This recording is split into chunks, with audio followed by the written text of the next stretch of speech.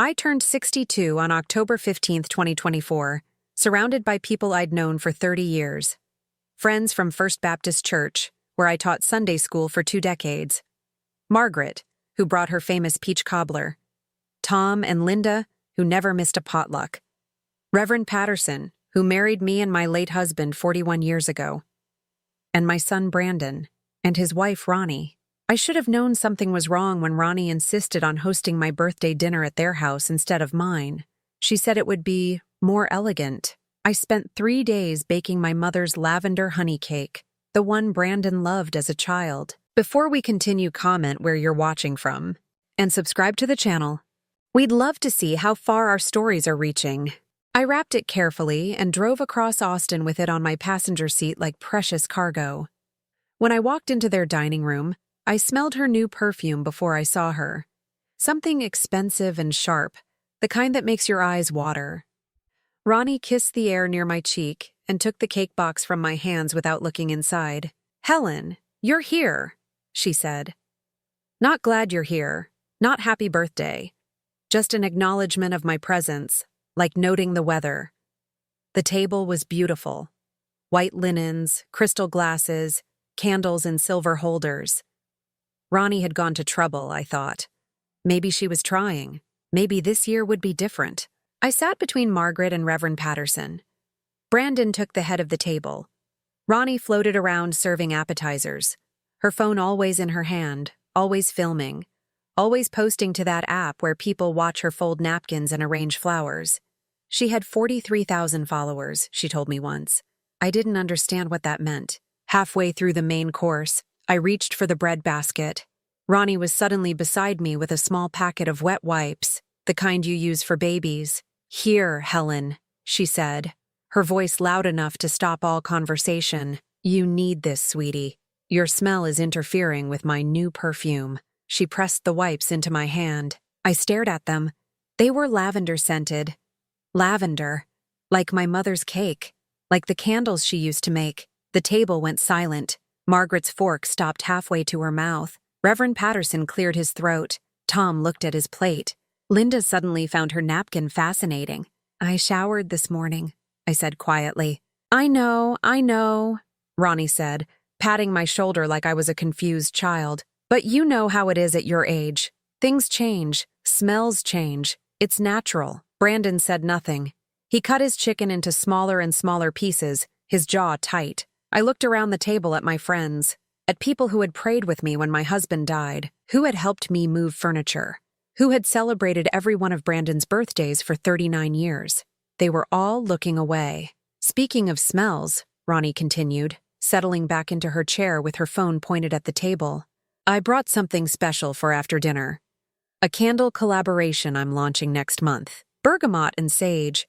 Very modern, very fresh."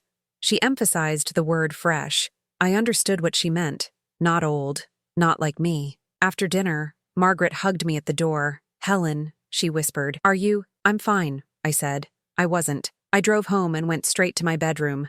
In the top drawer of my dresser, wrapped in my mother's silk scarf, was the last candle she ever made. She gave it to me 3 days before the cancer took her, 8 years ago. The glass holder had words etched into it. "To light your darkest days." It was lavender. Of course it was lavender. My mother grew lavender in her garden for 50 years. She taught me to make sachets when I was 6. She showed me how to hang bundles to dry in the kitchen. The whole house smelled like summer and memory. I hadn't lit this candle yet. I was saving it for something. I didn't know what. Maybe I was waiting for a day dark enough to deserve it. I set it on my kitchen table and stared at it for an hour. Then I went to my closet and found the box where I kept Brandon's childhood things. School drawings, report cards, a Mother's Day card from 3rd grade that said, "You're the best mom in the universe," in crayon. At the bottom of the box was a photograph from June, 4 months ago. Brandon and Ronnie standing in their living room next to my piano, my mother's piano, the one she taught me to play when I was 16, the one I played at her funeral, the one I sold for $4,800 to buy Ronnie a professional camera for her content creation. In the photo, Ronnie was holding the camera, smiling. Brandon had his arm around her. Neither of them was looking at me. I was the one taking the picture. I put everything back in the box except the photograph. That one I left on the table next to the candle. My phone buzzed. A text from Brandon. Mom, Ronnie didn't mean anything by it. She's just particular about scents. Particular about scents. That's what we were calling it. I typed back, I understand. I didn't send it. Instead, I deleted it and wrote, thank you for dinner. 3 dots appeared, then disappeared, then appeared again. Finally, you're welcome. Love you. Love you. 2 words that used to mean everything. Now they felt like an apology for something he wouldn't name. I sat at my kitchen table until midnight, staring at my mother's candle. The matchbox was right there. I picked it up 3 times. 3 times I set it back down. The 4th time I struck a match. The flame caught. Lavender and memory filled my kitchen.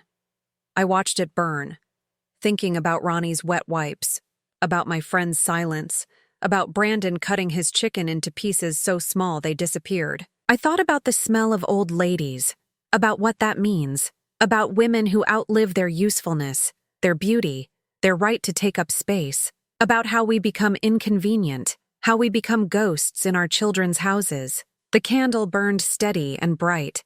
Something was about to disappear, and it wasn't going to be me. 3 weeks after my birthday, I went to Brandon's house to return a casserole dish. He'd texted that morning asking if I could water their plants while they visited Ronnie's parents in Dallas for the weekend. I said yes. I always said yes. I used the spare key they'd given me 2 years ago, back when Brandon still called me twice a week instead of twice a month. The house smelled like Ronnie's perfume and something else. Something chemical and new. Paint, maybe. Or varnish. I watered the fiddle leaf fig in the living room and the succulents on the kitchen windowsill. I was putting the watering can back under the sink when I noticed Brandon's office door was open. He always kept it closed. Always locked. I shouldn't have gone in. I know that. But something pulled me forward. Maybe it was the smell. Maybe it was the memory of Ronnie's wet wipes. Maybe it was the way Brandon had looked at his plate instead of at me when his wife humiliated me in front of my oldest friends. His desk was neat. Too neat, like someone had cleaned it recently, but the filing cabinet beside it was slightly open, a corner of paper sticking out of the second drawer. I pulled the drawer open. Architectural plans, full-color renderings. My house, my mother's house, the house where I'd lived for 37 years, demolished, gone. In its place, a modern 2-story with clean lines and enormous windows. The kind of house Ronnie posted about on her phone, calling them dream spaces and aspirational living. I spread the plans across Brandon's desk with shaking hands. There were notes in the margins. Ronnie's handwriting. I recognized the loops of her R's, the way she dotted her I's with little circles. Master suite with walk-in closet. 800 SQFT. Media room. Brandon's office. Guest suite. Pool. Outdoor kitchen. Fire pit. And at the bottom, in Brandon's handwriting, demo scheduled for March 2025. Mom signs transfer in January. January. 3 months away. I was still staring at the plans when I heard a car door slam outside. I shoved everything back into the drawer and ran to the kitchen, my heart hammering against my ribs. False alarm. The neighbor's teenager getting home from school. I left without finishing the plants. I left without locking the door. I drove home and sat in my driveway for 20 minutes before I could make my hands stop shaking enough to turn off the engine. That night, I couldn't sleep. I kept seeing those plans, kept reading Ronnie's notes. Aspirational living, as if my life, my home, my existence was something to aspire away from. At 2 a.m, I got up and made coffee. While it brewed, I opened my laptop and searched for my bank's website. I couldn't remember the last time I'd checked my account online. Maybe 6 months ago, maybe longer. I'd always preferred going to the branch, talking to real people, getting paper statements I could hold in my hands. I logged in, clicked on my retirement account, the one I'd been building since I started teaching at age 22. 40 years of saving, 5% of every paycheck, every year, even the lean years after my husband died, even the years when Brandon needed help with Marcus's daycare, even the years when I wore the same winter coat for a decade because new ones were expensive. The balance loaded. 87. 32. I stared at the screen, refreshed it, stared again. 87. 32. That couldn't be right. There should have been over $140,000. I'd checked it in April. I remembered because it had just crossed the $142,000 mark, and I'd felt, for the first time in years, like I might actually be okay in my old age. I clicked on the transaction history. 47 withdrawals in the last 6 months, all electronic transfers, all to Brandon's business account. June 3rd, $4,800. June 10th, $2,200. June 15th, $3,100 over and over, sometimes twice a week. Amounts that wouldn't trigger an alert. Amounts that looked like normal withdrawals if you weren't paying attention. But I had been paying attention. I'd authorized exactly one transfer. In June, $4,800 for emergency business expenses that Brandon said he'd pay back by August. He'd called me crying, said a client hadn't paid, said he'd lose everything if he couldn't make payroll, said he was sorry to ask, but I was the only person he trusted. I'd made the transfer the same day, sold my mother's piano to cover it, told myself it was temporary, told myself he needed me. The rest, $137,113, I never approved, never even knew about. I called the bank's 24-hour hotline. A bored voice answered. I explained. The voice became less bored, more concerned. She transferred me to fraud. Fraud transferred me to someone else. That someone else said they'd open an investigation, but it could take weeks, maybe months. She said I should come into my local branch when they opened at 9. At 8:30, I was parked outside First Community Bank. At 9, Jessica Martinez unlocked the doors. I'd taught her sophomore English in 2007. She'd written an essay about her grandmother that made me cry. Mrs. Kowalski? She smiled, then saw my face. The smile died. What's wrong? I showed her my phone. The balance, 87, 32. Oh no. She pulled me to her desk, typed rapidly. Her professional mask cracked as she scrolled. Mrs. K, these are all electronic transfers, 47 of them. Someone had your password. My son. She was crying. Real tears. I'm so sorry. Her supervisor came over. 50-something kind eyes. He looked at the printout, looked at me.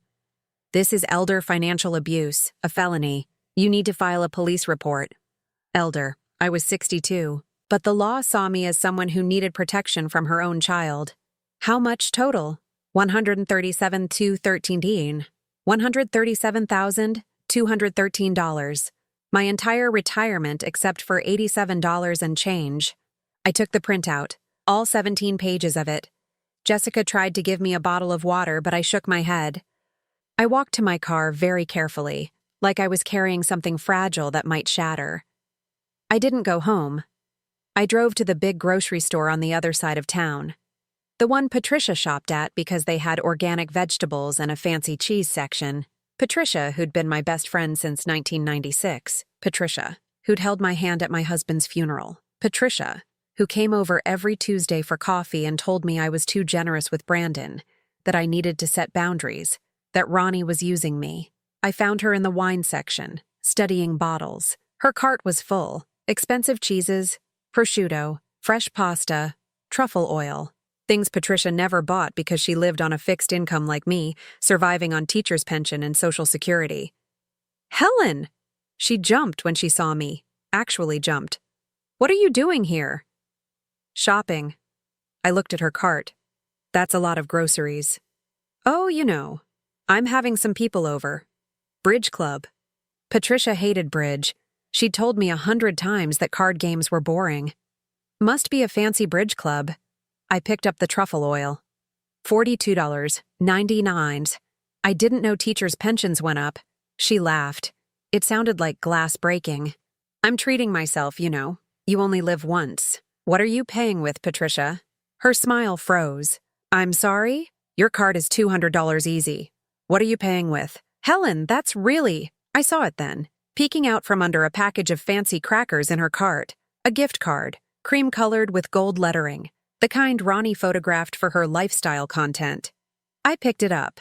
$500 balance printed on the front, on the back, in silver Sharpie.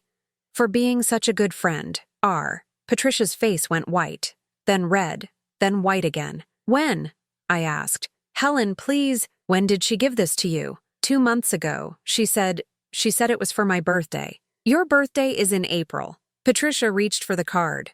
I pulled it back. What did you tell her, Patricia? What was this for? I don't know what you're talking about. What did she ask you not to tell me? Patricia's eyes filled with tears. Real ones, not Jessica's professional sympathy. These were guilty tears, cornered tears. She asked me not to worry you, Patricia whispered. She said they were planning a surprise, an apartment above their garage for you. She showed me texts from Brandon about you leaving the stove on, getting lost driving. I had never left the stove on, never gotten lost. She made it up. I thought I was helping. Patricia's voice broke. You thought $500 of groceries was worth keeping quiet. Patricia's face crumpled. I'm sorry. Oh God, Helen, I'm so sorry. I put the card back in her cart. Keep it. I walked away. She called after me. I didn't turn around. I got in my car and drove home, sat in my driveway, printout on the passenger seat, 17 pages of proof. My phone rang. Brandon. I didn't answer. It rang again. I turned it off. Inside, I pulled down the box of Brandon's childhood things. Report cards, drawings, photos, Mother's Day cards, a clay handprint from first grade. I sorted through it, kept anything before age 12. Everything after went in a black trash bag. I carried it to the curb. Trash pickup was tomorrow. I went back inside, sat at my kitchen table, opened my laptop. 8732 stared back at me. I opened a new tab. Elder Financial Abuse Lawyers, Austin, Texas. The candle had burned down to a stub, lavender almost gone. But I remembered my mother's words on the glass. To light your darkest days. These were dark days. But I wasn't disappearing. I scrolled through my contacts. Found a name I hadn't called in years. Sophia Chen. My student from 2001. The one who struggled with reading until I stayed after school with her 3 days a week. The one who gave me a card at graduation. You changed my life. If you ever need anything, call me. She'd gone to law school. I'd gone to her graduation. Cheered when her name was called.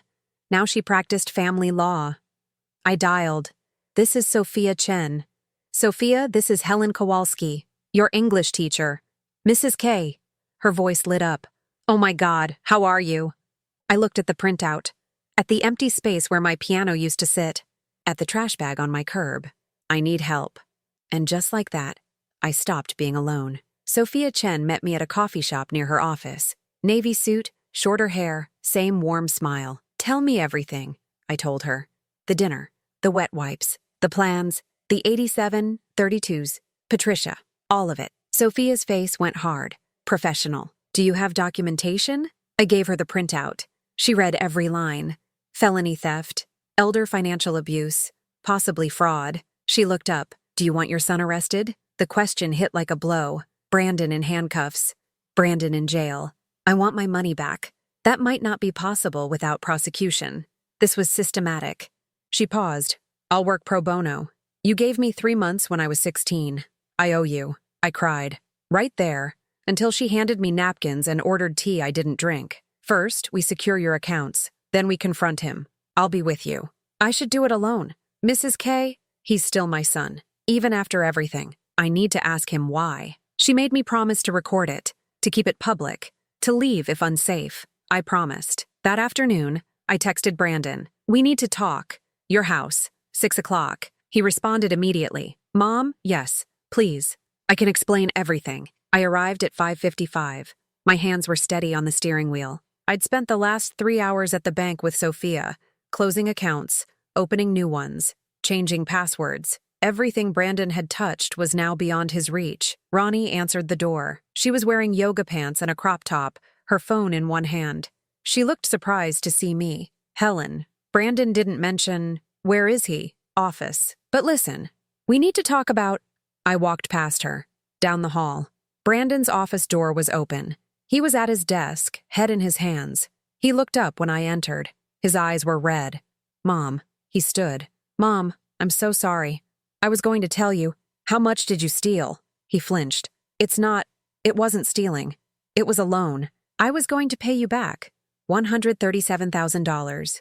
47 transfers. 6 months. My voice was steady, cold. How much of that was a loan? I can explain why you forged my login information. Explain why you drained my retirement account. Explain why your wife told Patricia I was getting dementia so she'd keep quiet. Brandon's face went pale. What? Ronnie showed Patricia texts about me leaving the stove on, getting lost, forgetting things. None of it was true. He looked past me to where Ronnie stood in the doorway. Ronnie, what is she talking about? Ronnie's expression didn't change. She raised her phone. The red recording light was on. You're recording this? I asked. For my protection. You're making wild accusations. I need documentation in case you try to sue us for slander. Slander is spoken, libel is written, and neither applies to true statements. I turned back to Brandon. I found the architectural plans for my house. The demolition is scheduled for March. Brandon opened his mouth, closed it, opened it again. We were going to talk to you. Presented as an option, a better house, modern, accessible for when you're older. I'm 62. Mom, you have to understand. We're drowning. The business is failing. We have debt, credit cards, the mortgage.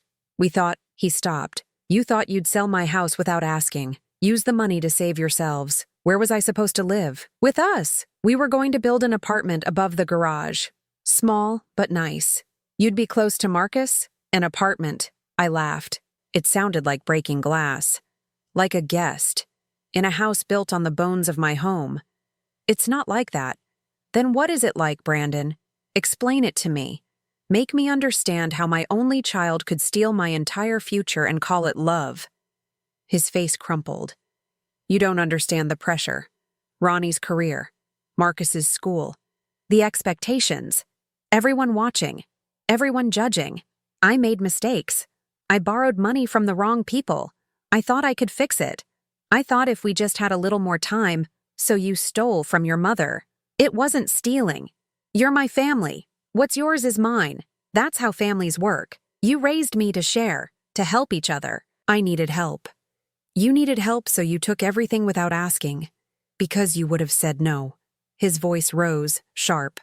You would have lectured me about responsibility, made me feel like a failure. Again, the word hung between us. Every time I didn't live up to your expectations. Ronnie, my business, my life. Nothing was ever good enough. I supported you. You controlled, used money to control me. Every gift came with strings. And now you're the victim? You made me dependent. You taught me that love equals money. I felt slapped. That's not true. Isn't it? You sold your piano for Ronnie's camera. Did we ask? No. You did it to feel needed. And now you're angry that we actually needed you. Ronnie stepped forward, phone still recording. Brandon's right. You've been smothering him for years, guilting him, making him feel obligated. This isn't theft. This is him taking back what you owe him for 39 years of emotional manipulation. Get out, Brandon said. I stared at him. What? Get out of my house. I don't want to see you right now. I can't. His voice broke. I can't deal with this. With you. Just leave. I wanted to say something. Anything. But my throat had closed. I turned and walked out. Past Ronnie with her recording phone. Down the hall. Out the front door. I sat in my car for 10 minutes, hands shaking. When I got home, there was a car in my driveway. A teenage boy on my porch steps. Marcus, my grandson. Taller. Thinner. His face red from crying. Grandma, I need to talk to you. Inside, he sat at my kitchen table like he used to when I'd make dinosaur pancakes. I know what they did, he said. Marcus, I know about the money, the house, everything. He pulled something from his backpack. A pink notebook with gold lettering. Ronnie's. Where did you get that? She leaves it in the kitchen. I've been reading it for months. Grandma, it's all in here. I started reading. September 8th. Brandon finally agreed. House demo in March. We'll get at least $600K for the lot, maybe more. Should cover credit cards and leave enough for remodel. September 15th. Need to handle Helen problem. She'll never agree to sell voluntarily. Brandon thinks we can convince her, but he's weak. Need backup plan. September 22nd. Patricia is perfect. Lonely. Broke. Give her gift card and sob story about Helen's memory issues. She'll keep quiet. Already sent Brandon fake texts to show her as proof. October 1st. Helen's birthday coming up. Good opportunity to establish narrative. Make her look old, confused. Need to build case for incompetency if she fights the sale. October 20th. Birthday dinner was perfect. Helen looked so pathetic in front of her church friends. Brandon chickened out on the competency talk, but we have time. She won't fight us. She never does. November 3rd. Account almost empty. $87 left. Brandon feels guilty, but I told him it's investment in our future. When the old lady dies, everything becomes easier. House, money, life. Marcus is starting to ask questions. Need to shut that down. I stopped reading. The words blurred together. When the old lady dies. There's more, Marcus said quietly. Pages about the lawyer they talked to, about how to prove you're not capable of handling your finances, about getting power of attorney, about... His voice cracked. Grandma, they're going to put you in a home. They have brochures. They've toured places. I closed the notebook. My hands were numb. Why are you showing me this? Because it's wrong. He was crying now. Real tears streaming down his 14-year-old face. Because you don't deserve this. Because I'm scared of what they're becoming and I don't know how to stop it. Does your father know you took this? No. He doesn't pay attention to me anymore. It's all about money and plans and Mom's stupid career.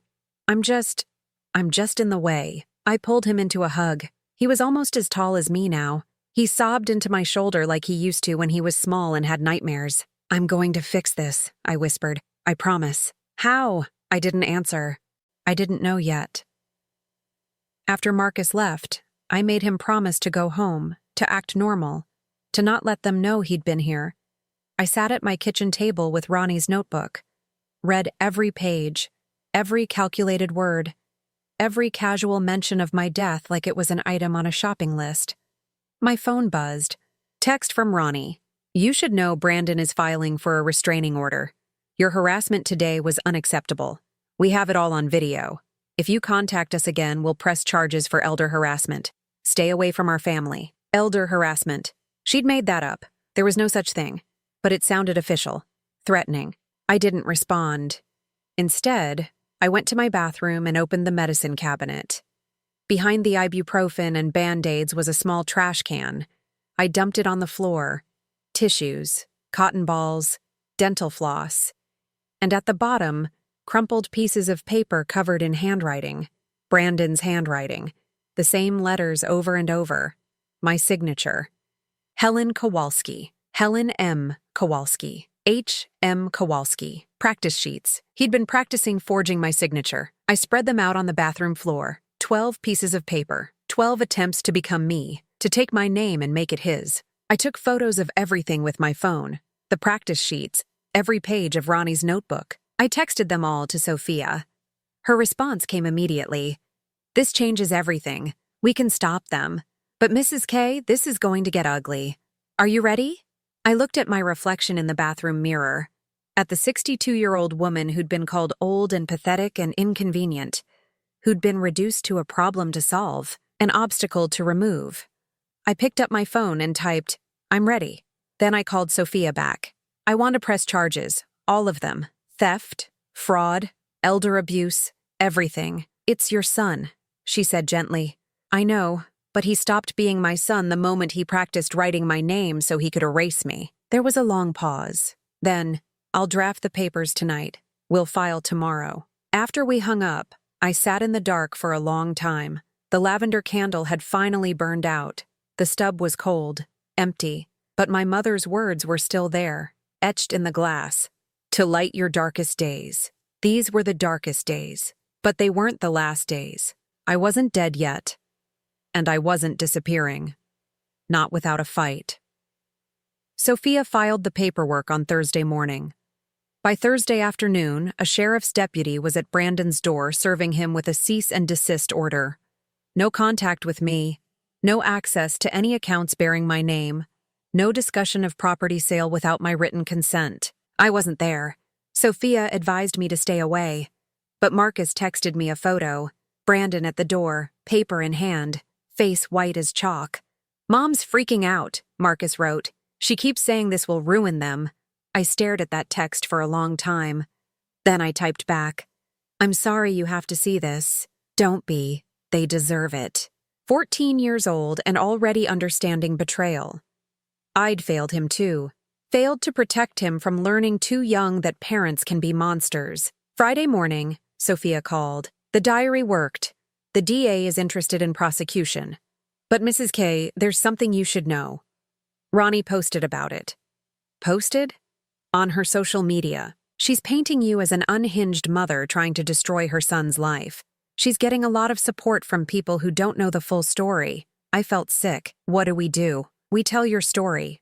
The real one." She paused. "There's a reporter at the Austin Chronicle who covers elder abuse cases. She's good. Fair. I can put you in touch. I don't want to be in the news." Then we let Ronnie control the narrative.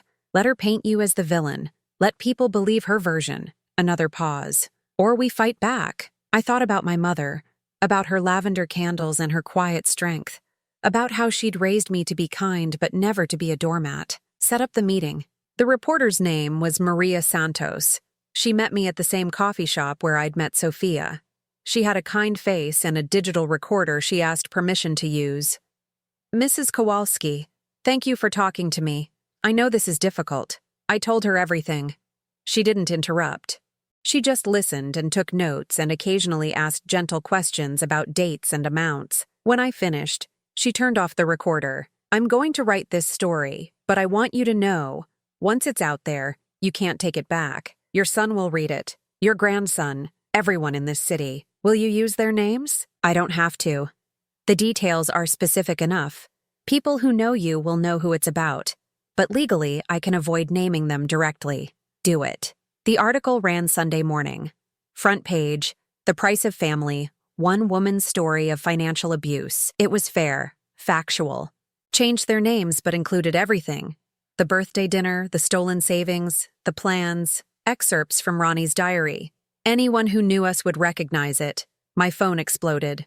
Margaret from church, Tom and Linda, Reverend Patterson, former students, fellow teachers, all apologizing, all offering support. Then at 2 p.m., a call from a number I didn't recognize. "Mrs. Kowalski, this is David Chen. I'm one of Brandon's clients. I just read the article. I'm pulling my accounts, all of them. I have 3 kids. I can't trust Brandon with my family's money after what he did to his own mother. Mr. Chen, I'm not trying to—" "You didn't destroy his business. He did. Ma'am, I hope you get justice." He hung up. The phone rang again. Another client, then another. By 5 p.m., Sophia called. "Brandon's business is imploding. 6 clients pulled out today. His partners are calling for his resignation." "I didn't want to destroy him." "You didn't. He destroyed himself. You just stopped protecting him from consequences." Monday morning, I drove to Lincoln High, where I'd taught for 35 years. I had an appointment with James Morrison, the current principal. He'd been my student teacher in 2005. "Helen," he hugged me. "I read the article. I'm so sorry. That's not why I'm here." I pulled out a folder. "I want to establish a scholarship for students in crisis. I have $87 left in retirement, but I have this house. When I die, I want it to become something good, a trust, scholarships." James's eyes filled. "You're changing your will." "I already did. Everything goes to the scholarship fund. Brandon gets nothing. He's your son. He was my son." When we finished, James walked me to my car. That's when I saw Brandon, standing by my driver's door. Suit wrinkled, eyes hollow. He looked like he hadn't slept in days. "Mom, please, I need to talk to you." James stepped between us. "There's a restraining order. I'm here to beg." Brandon's voice broke. "My business is gone. Partners voted me out. Accounts frozen. Ronnie left, took Marcus. I have nothing." I looked at him, really looked. Saw the man who'd stolen my future standing in a school parking lot begging for help. Saw my son and a stranger occupying the same body. Where were you going to put me? I asked quietly. What? When you demolished my house, when you built your dream home, where was I going to live? I told you, the apartment. There was no apartment in those plans. I looked at every page. Master suite, media room, guest suite, no apartment, no space for me. So where was I going to go, Brandon? He opened his mouth, closed it, opened it again. We were still working on that part. You were going to put me in a home. Ronnie had brochures. Marcus told me. Brandon's face crumpled. She said it would be temporary. Just until we got on our feet. Just until I died. That's what she wrote in her diary. When the old lady dies, everything becomes easier. I didn't know she wrote that, but you knew the plan. You knew you were stealing from me. You knew you were going to take my house. You knew all of it, and you did it anyway. I was desperate. You don't understand the pressure. I understand perfectly. You chose money over your mother. You chose Ronnie over me. You chose yourself over everyone. And now you're surprised that there are consequences. Mom, please. I'll pay you back. Every cent. I'll get a job. How? You stole $137,000. Even if you got a job tomorrow, you'd be paying me back for the rest of your life. And that's if I didn't press charges. His face went white. You're pressing charges? I pulled a folder from my purse. The papers Sophia had prepared. Criminal complaint for elder financial abuse, fraud, theft, all of it. Sign this, I said. What is it? Confession, acknowledgement of debt, agreement to repay.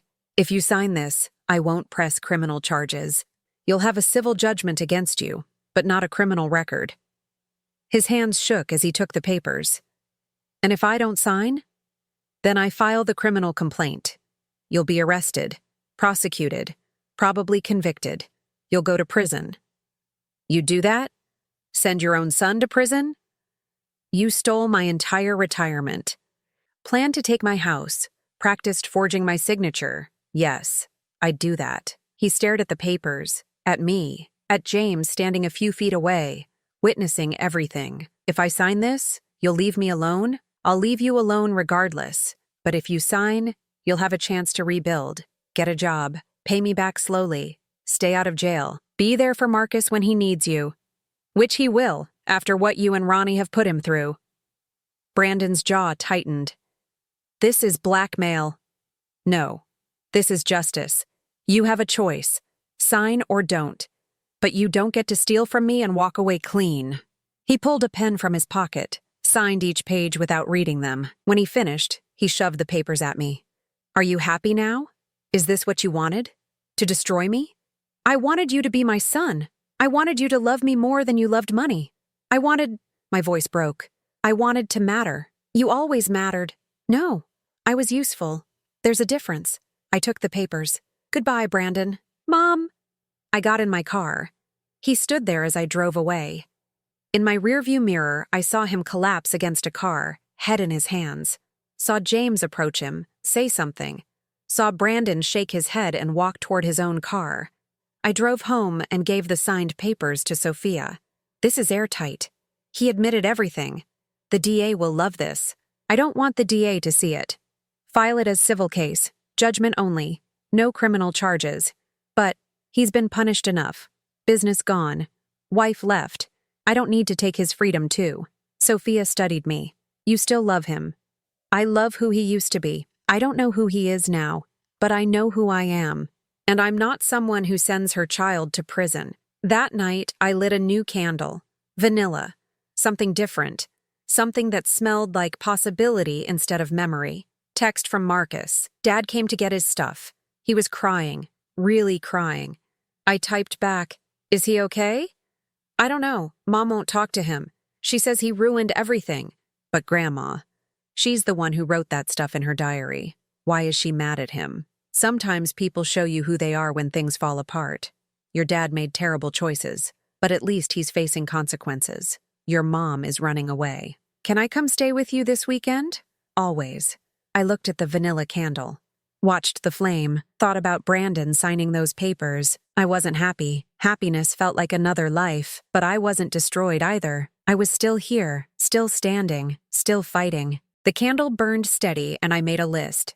Set up scholarship trust, change locks list Marcus as emergency contact. Thank everyone who called plant lavender in the garden, come spring. Number 5 made me cry, because spring felt possible. Because I could imagine a future where I grew something beautiful instead of just surviving. My phone rang. Unknown number. Mrs. Kowalski? Officer Sarah Mitchell.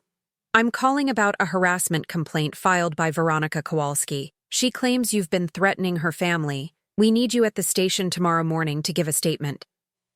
After she hung up, I sat very still. Ronnie was fighting back. I called Sophia.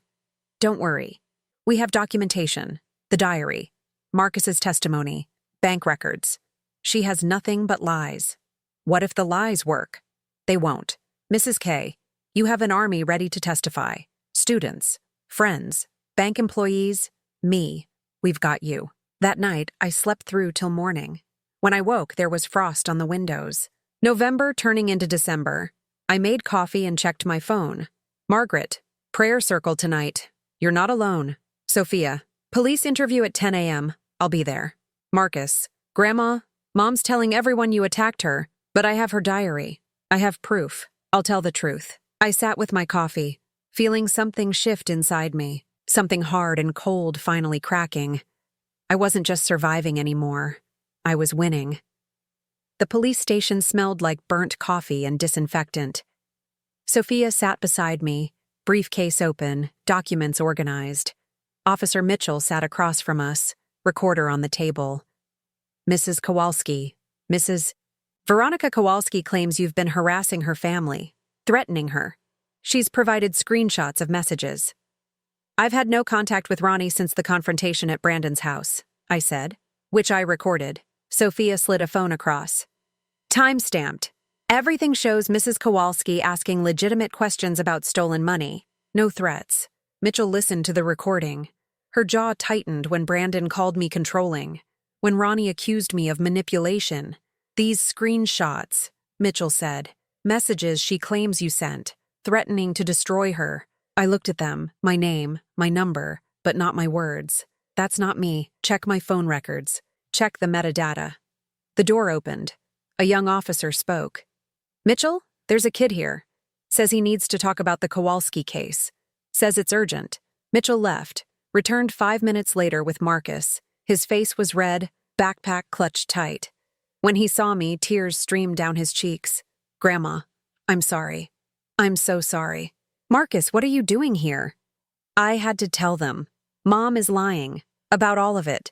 Grandma never threatened her. Mom made those screenshots. I watched her do it. Mitchell's expression sharpened. You're accusing your mother of fabricating evidence? I know, but it's true. He pulled out the pink diary. It's all in here, and I have recordings of her and Dad talking about the money, about Grandma, about getting rid of her. Getting rid of her? Marcus looked at me. I should have told you sooner. I was scared. He opened his phone, pressed play. Ronnie's voice filled the room. Can't keep waiting for the old bitch to die naturally. We need to speed this up. There are facilities, places where accidents happen. People forget medications.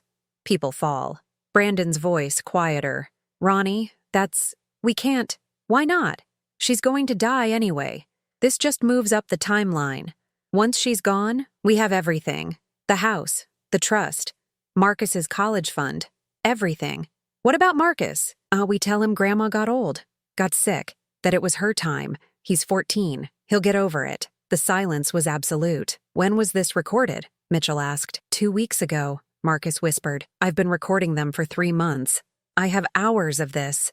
Marcus, I said, shaking, why didn't you tell me? I thought they were just talking. Just angry. I didn't think they'd actually... He was sobbing. I didn't know what to do. Sophia stood and wrapped her arms around Marcus. He collapsed against her, this tall teenage boy suddenly small and terrified. Mitchell picked up the diary, flipped through pages. Her jaw got tighter with each one she read. Mrs. Kowalski, she said finally, looking at me. I need to speak with my supervisor. But based on what I'm hearing, we need to take this very seriously. Your daughter-in-law may be facing criminal charges, conspiracy, attempted fraud, and possibly, she looked at Marcus, possibly conspiracy to commit elder abuse resulting in death. My stomach dropped. You think they were really going to kill me? I think your grandson just saved your life. They moved us to a different room, brought us coffee and water. Marcus sat between Sophia and me, his head on my shoulder like he used to do when he was small and scared of thunderstorms. I'm sorry, he kept saying. I should have told you sooner. You told me when it mattered, I said. You saved me, sweetheart. You saved me. An hour later, Mitchell came back with a man in a suit. Detective Ramirez, he introduced himself. He wanted to hear everything. Marcus told his story, showed his recordings, handed over Ronnie's diary, answered every question with a shaking voice but clear details. Where are your parents now? Ramirez asked. Dad's staying at a motel. Mom's at her parents' house in Dallas. Dallas is out of jurisdiction, but we can coordinate with Dallas PD. He looked at Mitchell. We need to bring Brandon Kowalski in. Now. They brought Brandon to the station in handcuffs. I heard him shouting in the hallway. This is insane. Where's my son? Where's Marcus? Detective Ramirez came to us. Your son is asking to see you. You don't have to talk to him. I want to.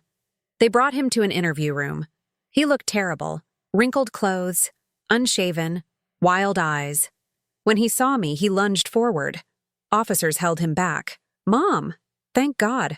Tell them this is a misunderstanding. Ronnie was just talking. She was angry, stressed. She didn't what? Didn't plan to kill me? Didn't write it in her diary? She was venting. People say things when they're angry. Do you love her? The question stopped him. What? Ronnie, do you love her? She's my wife. That's not what I asked. He looked away. I don't know anymore. Did you know she was cheating on me? My heart sank. What? The detective told me. They've been investigating. She has a boyfriend. They were planning to take the money and move to California. His voice broke. I was just a useful idiot. She never loved me. And you were weak enough. Yes, I was weak. I let her convince me you were the problem, that we deserved your money. I believed it because it was easier than admitting I'd failed. So you stole from me? Yes. And you were going to let her kill me? No! He slammed the table. Officers moved closer. I didn't know she was serious. I thought she was just talking. You already hurt me. I know, and I have to live with that. But please believe me. I didn't know about the boyfriend. I didn't know she was planning to actually hurt you. I just wanted the money. I was willing to sacrifice you, but I wasn't going to kill you, which was somehow worse. Where's Marcus? He's the one who turned you in. Brandon's face went white. What? He recorded you and Ronnie. He brought her diary to the police. He saved my life. No, Marcus wouldn't. And I'm your mother. But that didn't stop you. He sobbed. Loud, ugly sobs. I want to see him. He doesn't want to see you. I need to explain. Tell him what? That you were going to steal his grandmother's house? That you let your wife plan to kill her? That I'm sorry, that I love him. But it did happen, and now he has to live with it. You did that to him, not me. I stood. Brandon reached for me. Officers grabbed his arms. Mom, please, I have nothing. No job, no wife, no home. You need to face consequences, like I've been facing the consequences of trusting you. If you ever loved me, I did love you. I gave you everything, and you threw it away. You're on your own now. I walked out. Behind me, Brandon screamed my name. Screamed for forgiveness. I kept walking. In the other room, Marcus was curled in a chair, Sophia sitting beside him. When he saw me, he jumped up. Grandma, I'm sorry. I'm so sorry. I know he's your son, but I had to. You did the right thing. I hugged him tight. You did exactly the right thing. He hates me now. He's angry, but he'll understand eventually. And if he doesn't, that's his problem, not yours. What's going to happen to him? To Mom? Detective Ramirez appeared in the doorway. Your father will be charged with elder financial abuse and conspiracy to commit fraud. Your mother will face additional charges including conspiracy to commit murder. Dallas PD is picking her up now. Marcus started crying again. They're going to prison. Probably, yes. What happens to me? That's up to your grandmother, if she's willing to take custody. They both looked at me. Marcus with hope and fear, Ramirez with professional curiosity. Of course he's staying with me, I said. He's my grandson. Marcus collapsed into my arms. Thank you. I'm sorry. I'm so sorry. You have nothing to be sorry for. I should have told you sooner, when I first found the diary, when I first heard them talking. I could have stopped this before. Before what? Before they stole from me? That already happened. Before they hurt me? That already happened too. You stopped them from doing worse. That's all that matters. Ramirez cleared his throat. Mrs. Kowalski, we'll need Marcus to stay in town for the trial. But given the circumstances, I don't see any reason he can't stay with you. We'll need to set up some formal custody arrangements, but for now? For now, he comes home with me. That night, I made Marcus spaghetti with meatballs. We ate in silence, both exhausted. After dinner, he helped clean up, like he used to do when he was small. Grandma, do you think Dad really didn't know about Mom's boyfriend? About her planning to hurt you? I think he didn't want to know. There's a difference. That's really messed up. Yes, it is. Are you going to forgive him? I don't know. Maybe someday, but not today. You're doing more than surviving. You're winning. I looked at this brave boy who'd lost everything. We're winning, I corrected. Together. I set up the guest room for Marcus. Fresh sheets, clean towels. It wasn't much, but it was safe. It was home. Before bed, Marcus knocked on my door. Why did you let him sign those papers instead of pressing charges right away? Because I hoped he'd prove me wrong. Hoped he'd show me he was still my son. And now? Now I know the truth. He's not my son anymore. He's just a man I used to know. I'm sorry you lost him. I'm sorry you lost both of them. But I still have you. You still have me. After he went to bed, I sat in my kitchen, made tea, looked at the vanilla candle burning. Text from Sophia. Ronnie was arrested in Dallas an hour ago. Fighting extradition, but she'll lose. It's over, Mrs. K. You won. Won. I'd won. But it didn't feel like victory. It felt like survival. Like standing in ruins trying to figure out what to build next. I finished my tea, blew out the candle, went to bed. Tomorrow I'd deal with lawyers and custody and trials. Tomorrow, I'd figure out how to raise a traumatized teenager while processing my own trauma. Tomorrow, I'd be strong. But tonight, I was just a woman who'd lost her son and gained a second chance. Tonight, that was enough. 2 years later. I stood in the auditorium of Lincoln High School watching a girl named Sophia Martinez accept the first Remembering Mother scholarship. She was 17, undocumented, working 2 jobs to help her family. Her essay about her grandmother had made me cry. $5,000 toward college. Because of my house. Because of my mother's piano that I'd sold. Because of the money I'd managed to save after everything. James Morrison stood beside me, beaming. 3 more recipients this year, Helen. You're changing lives. My mother would have liked that. In the front row, Marcus sat with his girlfriend Emma. He was almost 17 now, taller than me, stronger. He'd survived his parents' trial, survived the media attention, survived the questions from classmates about why his mother tried to kill his grandmother. Ronnie got 15 years, conspiracy to commit murder, elder abuse, fraud. The boyfriend had testified against her, trying to save himself. It hadn't worked. He got 10 years. Brandon got 3 years, reduced to 18 months for cooperation. He was out now, working at a hardware store on the east side, living in my basement. We didn't talk much. After the ceremony, Marcus hugged me. Grandma, that was beautiful. Mom would be proud.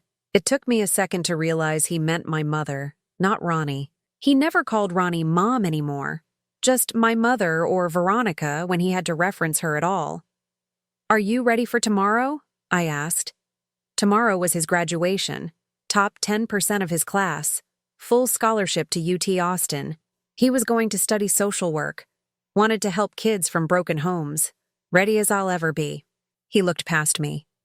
Is he coming? I don't know. I didn't ask him.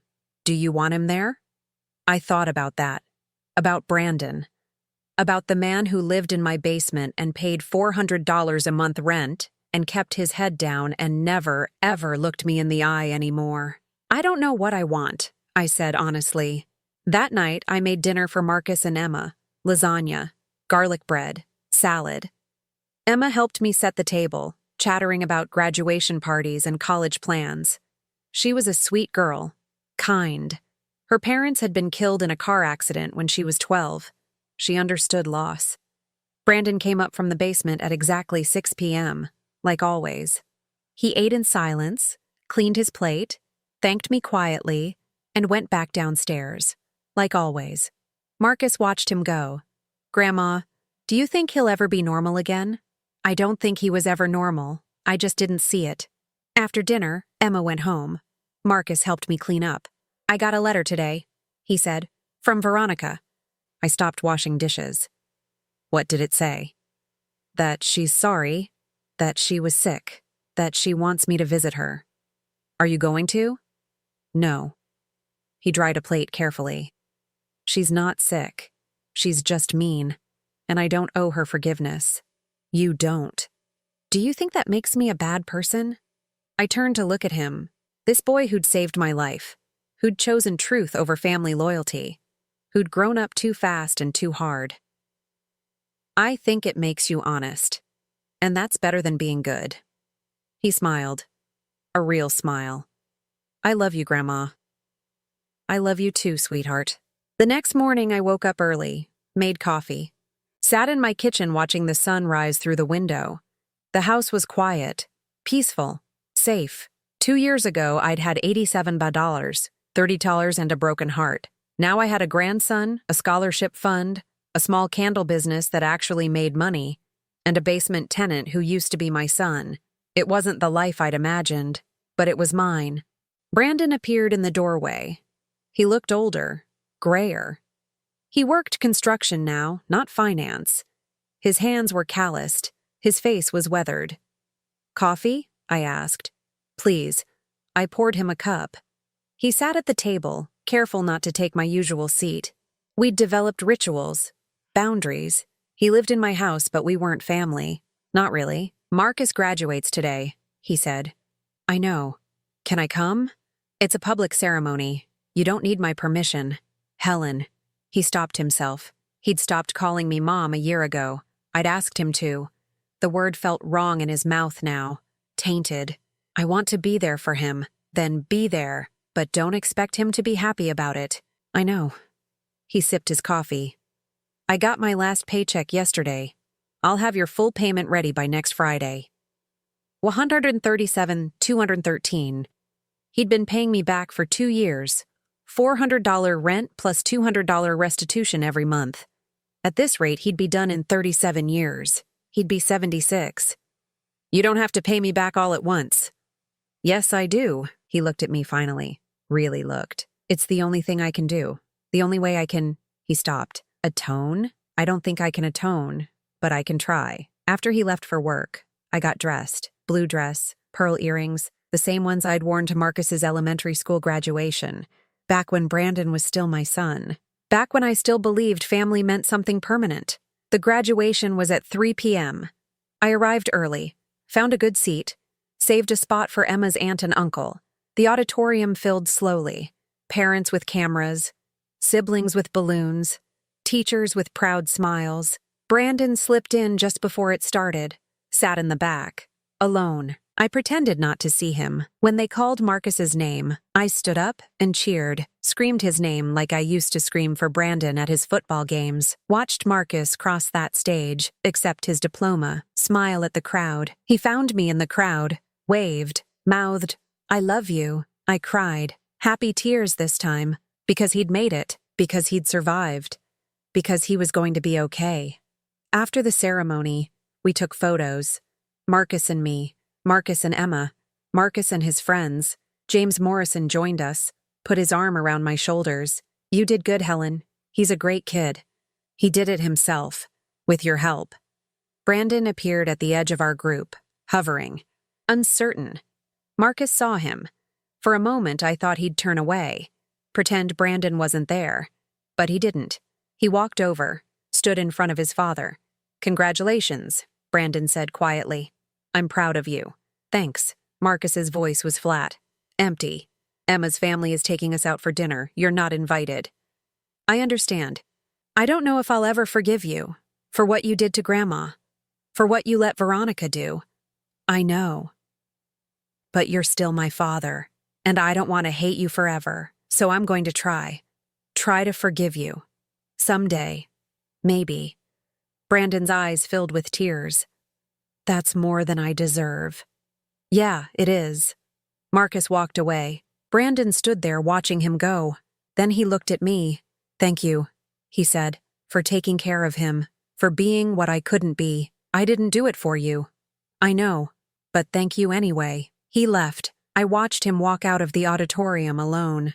Part of me wanted to feel something, sadness, pity, something, but I felt nothing. Just a blank space where my son used to be.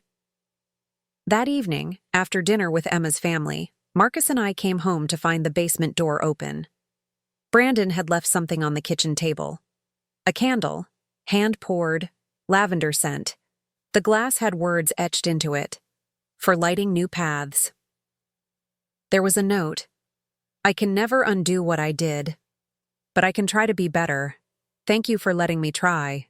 B. Marcus picked up the candle. He made this? Looks like it. It's actually pretty good. Yeah. Are you going to keep it? I thought about that. About symbols and forgiveness and whether people could really change. I don't know yet. We went out to the garden. The lavender I'd planted 2 years ago had grown tall and full. Purple blooms everywhere. The smell was overwhelming, beautiful. Marcus helped me light candles, not Brandon's, the ones I made. Remembering Mother brand. 20% of profits went to senior centers around Austin. The rest paid bills and Marcus's expenses and slowly rebuilt what I'd lost. We sat in the garden chairs I'd bought last summer, watched the candles flicker in the evening breeze. Grandma? Marcus said, are you happy? I don't know. I don't think I know what happy means anymore. That's sad. Maybe. But I'm here. I'm safe. You're safe. We have enough. That's more than I had 2 years ago. Do you think about him? About who he used to be? Sometimes. But that person doesn't exist anymore. Maybe he never did. Maybe I just wanted to believe he did. I think he existed. I remember him being nice sometimes. When I was little. Before Veronica. Maybe. But people don't change overnight. The seeds were always there. She just watered them. We sat in silence for a while. The candles burned down. The lavender smell filled the air. In the basement window, I could see a light on. Brandon was down there, reading maybe, or watching TV, living his small, quiet life of penance. Do you think you'll ever forgive him? Marcus asked. Forgive isn't the same as forget, or trust, or love. I might forgive him someday, in the sense that I stop being angry, stop letting it hurt me, but I'll never trust him again, never love him the way I used to. That person is dead. That's really sad, Grandma. Yes, it is. I'm sorry you lost him. I'm sorry you lost both of them. But we found each other. I took his hand. Yes, we did. 3 months later, on the day Marcus left for college, Brandon helped carry boxes to my car. Didn't say much, just lifted and loaded and stepped back. When everything was packed, Marcus shook his father's hand. I'll call you, Marcus said. Sometimes, not a lot, but sometimes. I'd like that. Brandon's voice cracked. I'm proud of you. I know I don't have the right to be, but I am. You can be proud. You just can't take credit. I know. I drove Marcus to Austin, helped him move into his dorm, met his roommate, made his bed, cried when it was time to leave. I'll visit every month, I promised. Grandma, I'm an hour away. You can visit whenever you want. Every month then. He hugged me tight. Thank you for everything, for saving me, for giving me a home, for showing me what real love looks like. You saved me first. I drove home as the sun set. Let myself cry the whole way. Because I was proud. Because I was scared. Because I was alone again. But not empty. Not anymore. When I got home, the basement light was on. I could hear music playing softly. Brandon was still there. Would be there for years. Decades, maybe. Paying back what he'd stolen. Living in the shadow of who he used to be. I went inside, made tea, lit a candle. Not lavender this time, the one Brandon had made. The one that said, "For lighting new paths." I stared at it for a long time. Then I lit it. Not because I'd forgiven him, not because we were family again, but because paths go both ways. He was trying to find his. I was trying to find mine. And maybe, in 37 years when he made his final payment, we'd both be different people. Or maybe we wouldn't. Either way, I'd survive. I always did. A year later, on the anniversary of my birthday dinner, 3 years since Ronnie's wet wipes and cruel words, I hosted a small gathering. Margaret from church, Tom and Linda, Reverend Patterson, Sophia, Marcus home from college, Emma, some former students. We ate in my dining room, the room where it had all begun. But this time there was laughter, there was warmth, there was family that I'd chosen, not family that I'd been born into. Brandon wasn't invited. He spent the evening in his room. I heard him moving around down there, wondered if he was listening to us laugh, wondered if it hurt him, wondered if I cared that it hurt. I didn't. After everyone left, I sat in my kitchen with Marcus. He'd grow taller, stronger. His face had lost its boyish softness. He looked like a man now. That was nice, he said. Real family. Yes. Do you think he hurt us? Probably. Do you feel bad? No. Should I? I don't know. He's still down there, still trying. He's trying because he has to, because it's the only option he has left, not because he's actually sorry. You don't think he's sorry? I think he's sorry he got caught. Sorry he lost everything. Sorry his life turned out this way. But I don't think he's sorry for hurting me. Not really, because if he was, he'd say so. And he never does. Marcus nodded slowly. I got another letter from Veronica. She wants me to help her appeal. Says she's a changed woman. Are you going to? No, because she's not changed. She's just locked up, and I don't owe her anything. No, you don't. We sat in comfortable silence. Outside, the lavender garden was in full bloom. Inside, candles burned on every surface. The house smelled like memory and hope and survival. Grandma? Marcus said finally. Are you happy now? I thought about that. Really thought about it. I'm not happy the way I used to think about happiness. I'm not whole. I'm not healed. But I'm here. I'm standing. I built something from the ruins. And that's enough. That's pretty good, actually. Yeah, it is. He left the next morning. Hugged me tight. Promised to call every week. I stood in my driveway watching him drive away. Watched until his car disappeared around the corner. Then I went inside. Made coffee. Sat at my kitchen table. The same table where I'd counted my mother's money, where I'd discovered I had $87, $32 left, where I'd planned my survival. The basement door opened. Brandon emerged, poured himself coffee, sat across from me. Marcus left? He asked. Yes. When will he be back? Thanksgiving. Maybe. Oh. We sat in silence. Two people who used to be family, who shared a house but not a life, who existed in the same space but different worlds. Helen, he said finally, do you think there's ever a chance? No. You didn't let me finish. I don't need to. Whatever you're about to ask, the answer is no. No, we're not family. No, I'm not your mother. No, I'll never trust you again. No, this isn't temporary. This is forever. His face crumpled, but he nodded. Okay. Your rent is due Friday. I know. He went back downstairs. I finished my coffee, looked out the window at the lavender garden, at the flowers my mother used to grow, at the beauty I'd planted in the ruins of my old life. And I smiled. Not because I was happy, but because I was free. Free from the burden of loving someone who'd hurt me. Free from the obligation to forgive what shouldn't be forgiven. Free from the lie that family means forever. I was 64 years old. I had a grandson who loved me, friends who supported me, a business that mattered, a life that was mine. It wasn't the life I'd planned, but it was the life I'd earned, and that was enough.